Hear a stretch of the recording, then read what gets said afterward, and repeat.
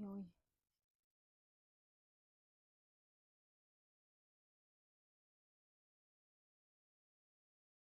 Nhỉ?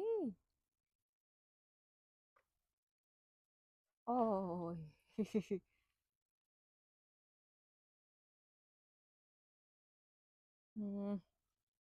Chà, này bầm bầm hơi kẹp hòn. Ôi, vậy đó.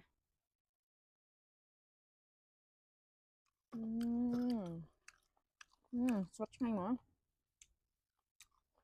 Ui dồi dồi dồi. Ui, ui, ui. Này không tổ ơi. Mà bom hết. Nè, đặt chân máu. Nào ngay.